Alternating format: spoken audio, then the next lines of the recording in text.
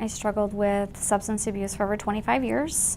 My first drinking experience was probably with my grandma drinking wine at a restaurant. I loved that feeling. I ended up stealing Old Style from my grandpa and putting it in my Wonder Woman thermos and taking it to school in probably 6th grade. And I would just remember sitting in the back of the car, just looking out the window, just like totally like, this is great. It was just like this warm blanket of comfort.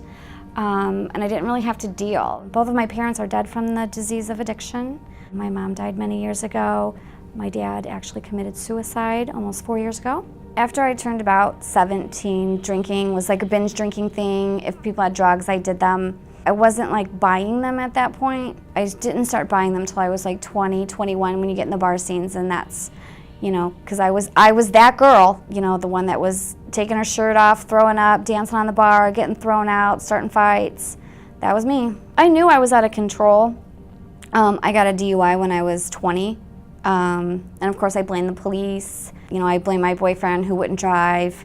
I blamed everyone but me, and it was, you know, my own actions. I drank and drove, and I did it a million times, and that was just the one time I ever got caught. You know, I really should be in prison for all things I've done, but I'm not.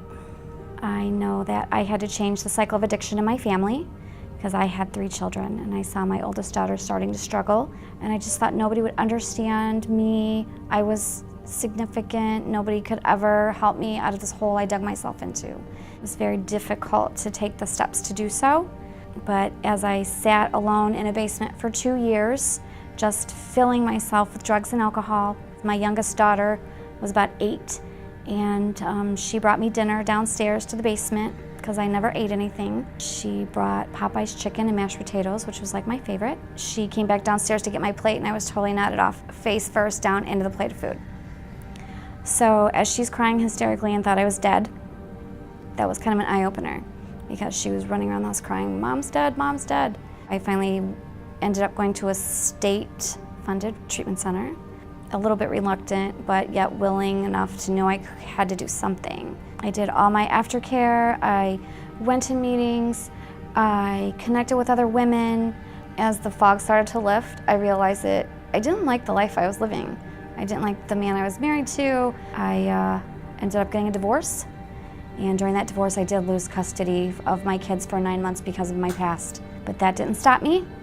I kept trudging along. I got a job, and I worked really hard, and I got my own apartment. Things just kept getting better a little bit at a time. I got a pretty decent job, and I ended up going to school as well. I graduated college in sobriety. I ended up getting custody of my children, which I have great relationship with all of them.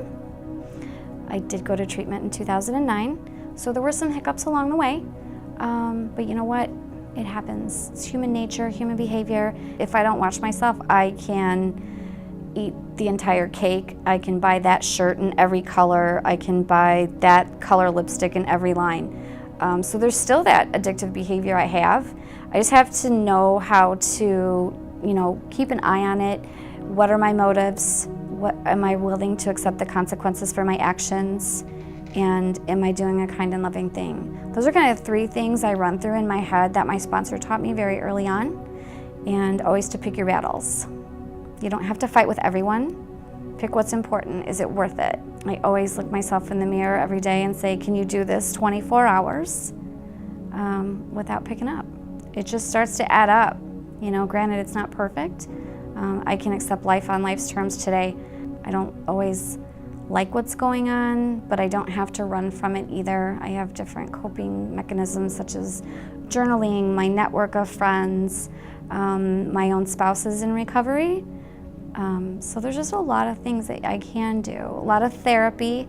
Even to this day, I still second guess everything I do. I try not to, and I try to be confident, but sometimes I have that little voice in my head still that goes, are you really doing the right thing? Or maybe you should do it this way. And it's just, it's a balancing act. Never give up, there's always hope. If you stumble, it's okay. We all do, it's life. And we have to walk the path. And that's why we get to buy all kinds of different shoes. I'm living proof that you can recover. My sobriety date is November 1st of 2011. You don't have to suffer. You're not alone. There's always other people that help you.